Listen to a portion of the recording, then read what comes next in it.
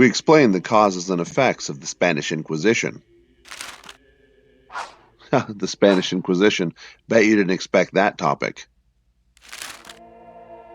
The Church felt the need to fight back against what was considered to be a rising tide of heresy with the Protestant Reformation, rise in perceived witchcraft, humanism, secularism, Calvinism, and the expansion of Jewish and Islamic migration. Many Catholics opted to launch another crusade, this time one at home. Its goal would be to cleanse Spain and Christendom of heresy and the rising tide of dissent.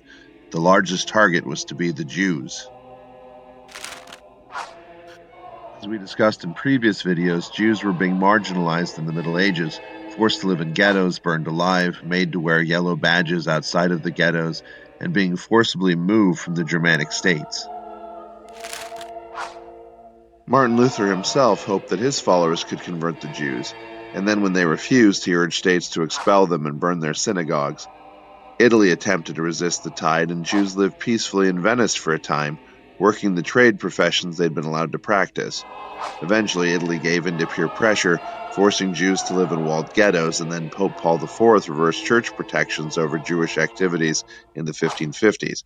Plays of the day debated the role of Jews in Europe. However, the most notable large-scale organized program of the time was known as the Spanish Inquisition. For generations, Spanish Jews, Muslims, and Christians had lived relatively peacefully with each other under Muslim rule.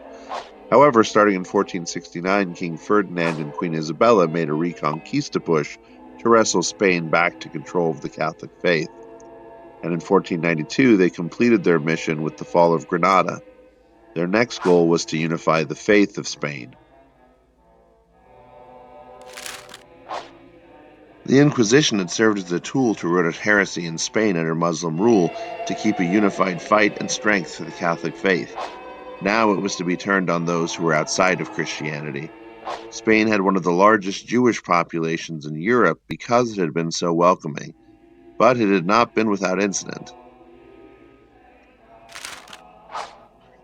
Earlier Inquisitions had practiced forced baptisms and conversions of the Jews, although many Jews still practiced in secret. The Spanish called them Marranos.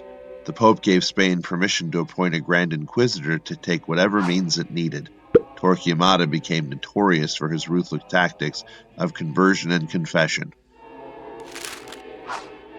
One of his most notorious tactics was the auto de fe, dragging thousands of accused into Plaza Mayor in Madrid and setting them on fire in front of festival-like crowds and the royalty seated in box seats.